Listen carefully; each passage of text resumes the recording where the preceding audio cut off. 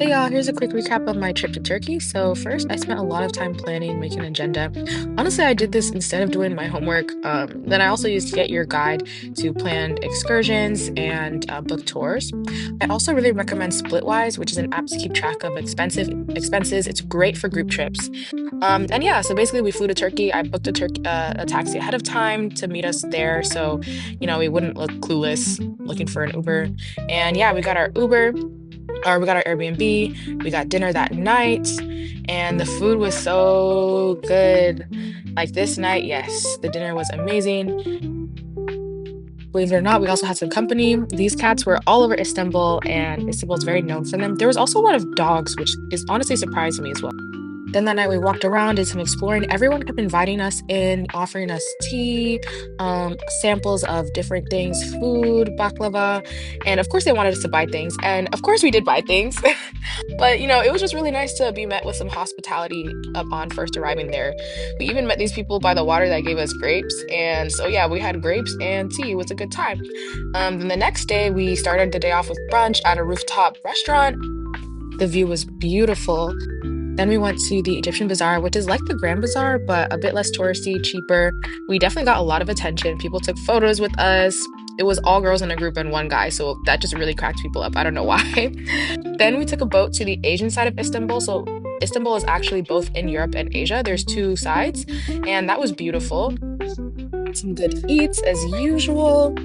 And yeah, we just walked around, we watched the sunset there, and then we got ready to start the next day, and got back on the boat to head back.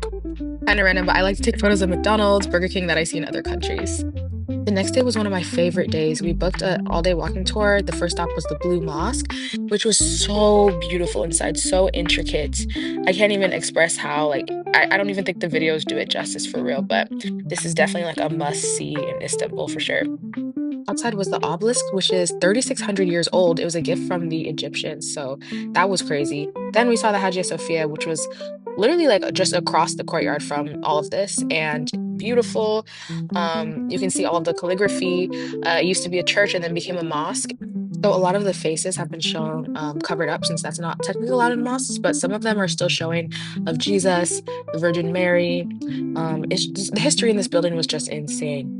After that, we went to the Grand Bazaar, which was definitely more touristy. People were even saying things to get us to come inside, like, "Oh, come here, cheetah girls," calling me like Michelle Obama, like whatever to get our attention. That evening, we had a quick flight to Cappadocia, like less than an hour, which is the hot air balloon capital of the world.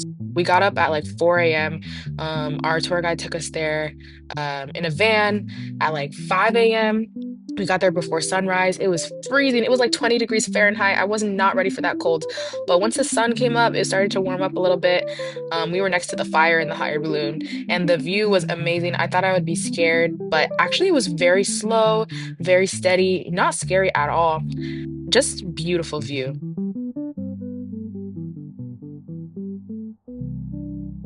The store was great too because it included champagne at the end once we landed back on the ground, which was really fun.